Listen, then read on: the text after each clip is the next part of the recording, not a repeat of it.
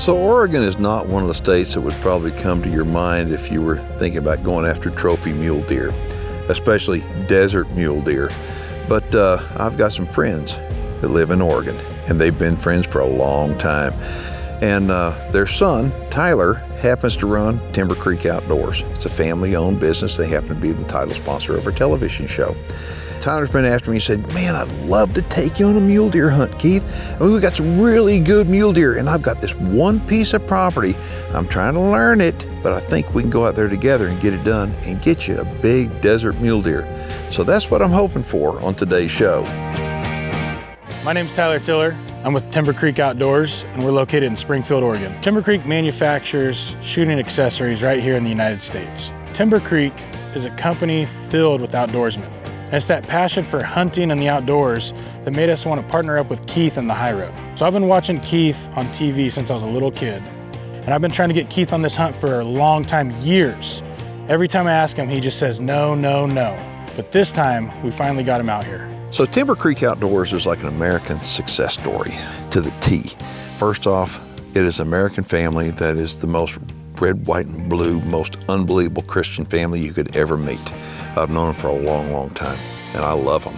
They are my friends. Yeah, they're the title sponsor of a television show, but they are incredible people that builds incredible products. Now, you may be thinking, what kind of products? Well, they build aftermarket products for modern sporting rifles, and that's like AR-10s, AR-15s, okay? I tell people, if you have a modern sporting rifle and you're happy with it, if you put some of these Timber Creek parts on it, you're gonna really be happy with it because it's not only gonna perform so much better, he's dead, it's gonna look a lot better too. Now I've got a surprise for Keith. And I've teamed up with Garrett over at APF to get this beautiful 308 rifle. We're gonna make it even better and deck it out with some Timber Creek parts. Get an optic put on it, get it dialed in, and when Keith gets here, we'll fire a couple rounds down range and go hunt. All right, so we're just in Oregon right now, and these are the Tillers. This is Dwayne and Pat Tiller, and we're gonna be doing some mule deer hunting out in eastern Oregon. And Tyler told me that he had a surprise for me, and I do have a surprise for you. holy smokes, look at this. Oh my gosh. This is a 308, and it is absolutely beautiful. I mean, look at the handguard on it. It's beautiful. Of course, it's got the safety. This is beautiful. We're gonna take this thing and go to the back and shoot it. Then we're gonna head to eastern Oregon and go hunt for a mule deer. All right, so we've got an effective range target down there at 100 yards, and this is a 308. Tyler and I just got done with a hunt in Wyoming where we were shooting the Sierra's Game Changer ammunition, and I think we were pretty impressed with it. What do you think about that, man? That's awesome. That's awesome. I don't think any of the animals made it very far at all. No. And so anyway, now why should we change when it's working so well? So this right here, 308, 165 grain, and we're gonna load it up right now and take a few shots and just make sure it's zeroed. Of course, the rifle's got a suppressor on it, and it's got a variable power sight mark scope. So we're gonna go ahead and get this all set up and just confirm zero.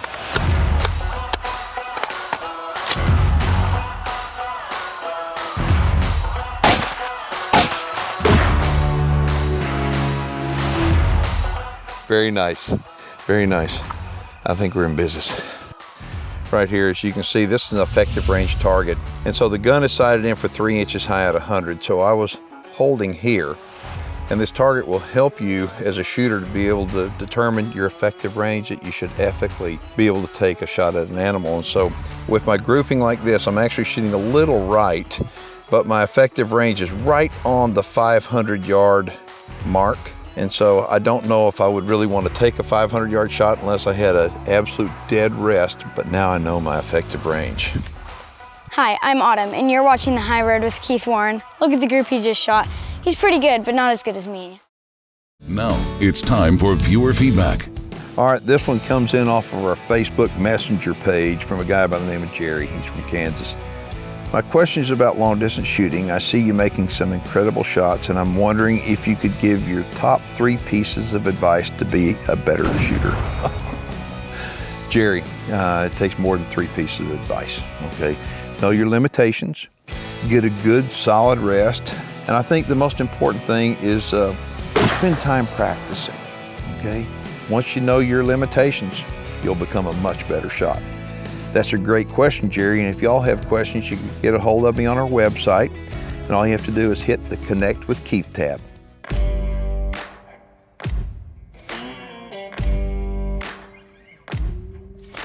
This particular ranch, I want to talk about this ranch. It's owned by a guy by the name of Chris Myers.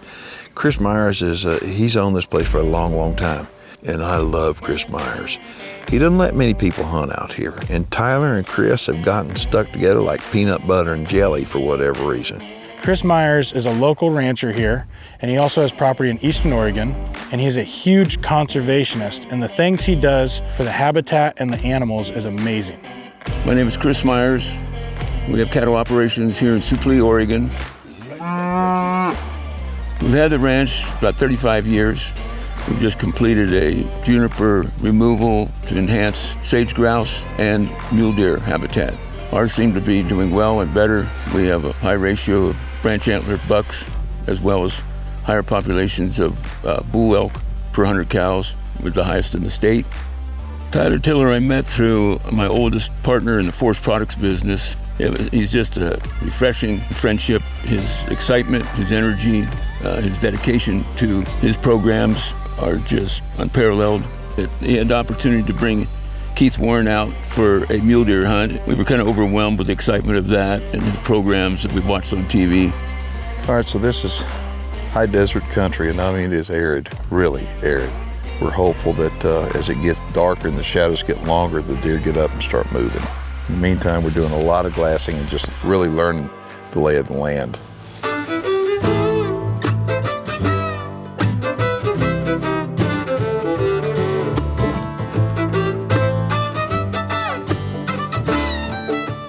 Okay, that's the first one got up.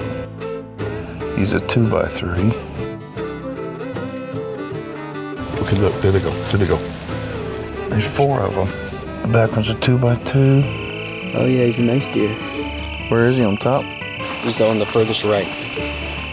Oh, I got you. How far is it?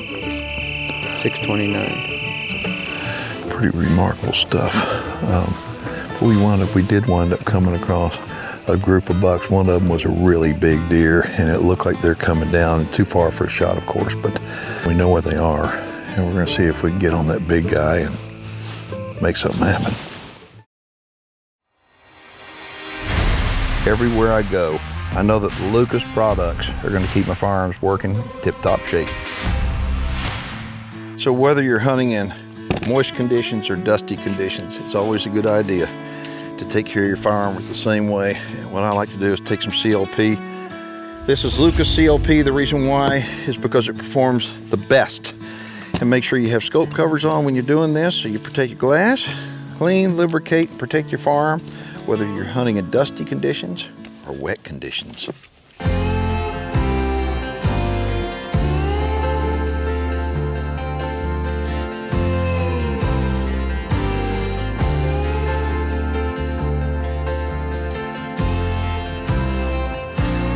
Now, the first thing I did when we got there is put out a couple Reconyx cameras. And normally they're a huge, helpful tool for us, but I didn't get anything on there. These deer are moving in the migration. And what those cameras told me is we're gonna have to cover a lot of ground and be looking for some bucks.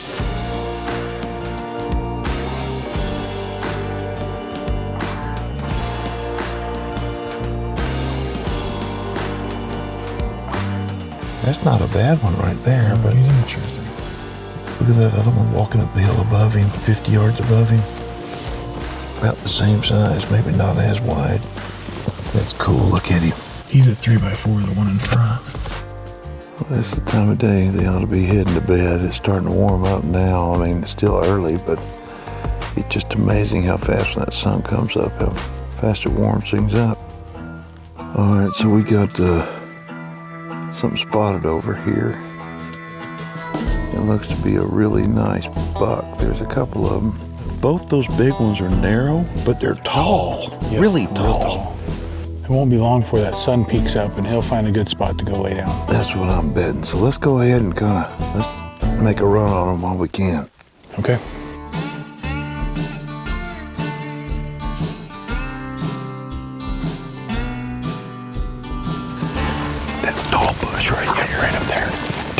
the skyline.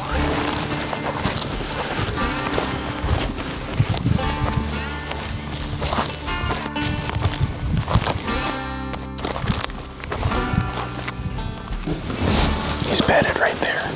He's bedded down right up here. Right through there, he's bedded underneath a green piece of sage. I got him. Where are the other ones? Is that the only one you see? I can't see the other ones. How far is he?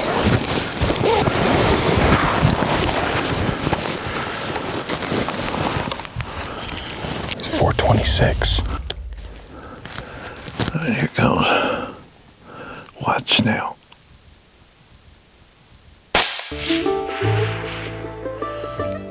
I think that was a little low.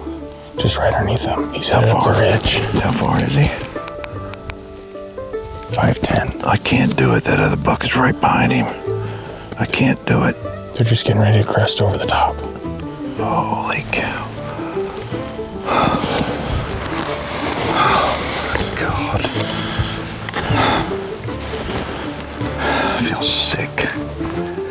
Well, the good news is we missed him. It was a clean miss, and I don't think he's going to go far. He should probably just work right over the top with that other buck. I bet you they get on the other side and bed down. Smokes. I can't even describe how I feel when I miss. It's this sick feeling. It's all these feelings wrapped up into one. Blech. When Keith missed, it was an absolute shock to me. And I could tell he was extremely disappointed, but we've all been there. That's what happens when you go hunting. It's just this funk that it's like you got to shake it off, and it's like, okay, you got to get back in the saddle and go again.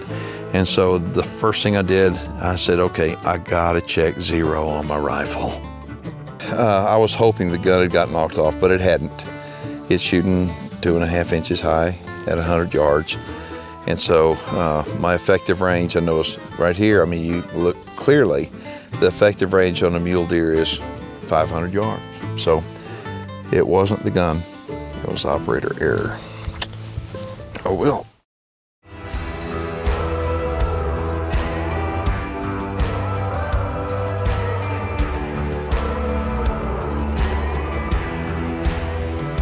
So if you're going to go hunt mule deer, you're going to more than likely have to spend some money to go do it. So I think you'd want to do everything that you could to maximize your opportunity of success. So it's for that reason I use Scent Killer. It's an inexpensive way to give the insurance that you're doing everything that you can to minimize human odor. And that way you don't waste the time and the effort and the money on the hunt.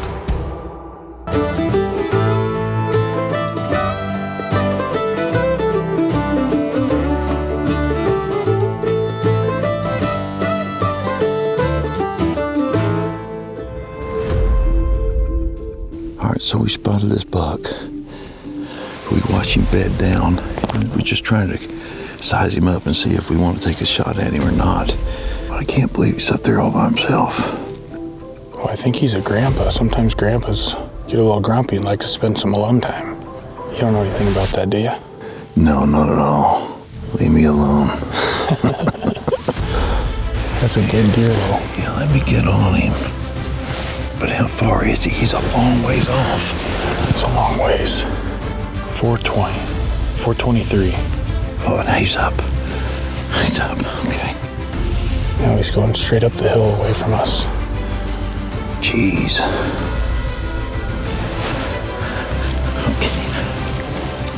Okay, how far is he now?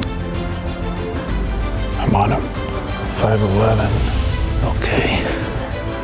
There. On my box it says 500 yards is a 48-inch drop. There you go. That was a hit. Perfect. That was a good hit. Okay. Perfect. Watch him. He's sick. That's not bad for an old guy. I have redeemed myself. Good job. Thank you, Tyler. Thank you. Good job. Goodness gracious. That's a hell of a deer. A great deer. Oh, let's go get him. It may take a couple hours. Yeah. He's a long ways away. That's all right. We got nothing but time.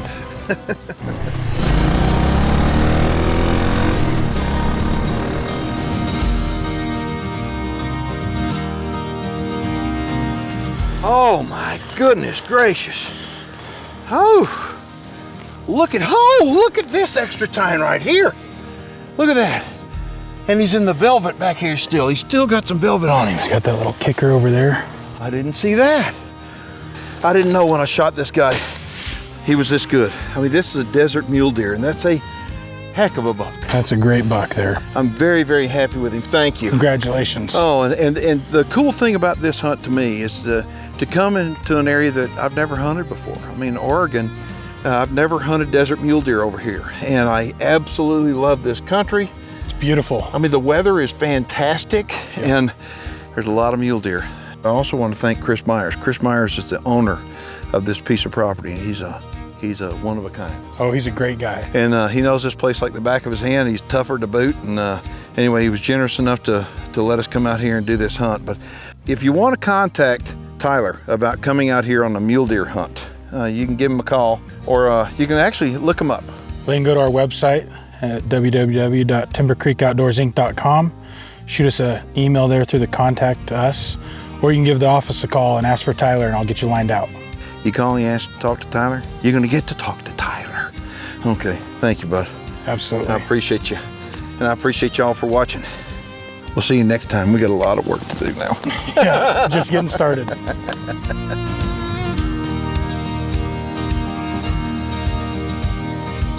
This is a desert mule deer, and I want to point out that desert animals get a lot of grit in their coat, and that grit winds up dulling most knives, but not a diamond blade. That head looked pretty damn impressive right there. The reason why I like doing this is because I get to meet some awesome people. These awesome people are patriotic. They believe in God, they believe in family, they believe in the same thing that I believe in, and more than likely, what you believe in. They would fight to the death for their freedom and your freedom. And so I love hanging around with people like this. It makes me feel good, it makes me feel proud. And so Tyler's almost like a son to me. And that I look at him and he knows the things that I approve of and that I don't approve of, because he knows me. We talk about everything. We have expectations of each other and mutual respect for each other. I'm looking at him and I'm looking at this young man that I'm proud of him. I'm proud of him not just for running Timber Creek Outdoors and making it such a success that he's done, and it's an incredible success. But I'm proud of him about the individual, the person that he is. He is always busting his tail to make sure that everybody is happy around him. And so I look at it and I'm thinking, he's helping me on this hunt. He doesn't have to do this. He wants to do this. And he wants to do this because he loves doing it and he's good at it. And so I look at him and think, I want to hug him. I want to tell him I'm proud of him. And I'm grateful that Tyler is my friend. Hunting is something that's been a passion of mine ever since I was a little kid. It was an opportunity for me and my dad to get out in the woods and spend time together. And now I get to pass that opportunity down to my children. Now, Keith isn't my dad or my kids, but I still love getting out there and spending time with him in the woods. We work well together as a team. We had a lot of fun together, but having him here with my family is awesome. Watching him interact with my kids and the way they absolutely love and adore him, and watching my dad and Keith sit there and visit like two old friends really makes it a special time to have him here in Oregon. I mean, this is a family. We're all hunters. We're all united. We should be united as hunters. And so I want to encourage you to unite, embrace one another with mutual respect, and realize that, you know what? We are the minority, but we're a strong minority, that when we work together, we can change the future of our country. My name's Keith Warren, and I want to tell you, thanks for watching. Taxidermy work for the High Road Group is provided by Conroe Taxidermy, Conroe, Texas.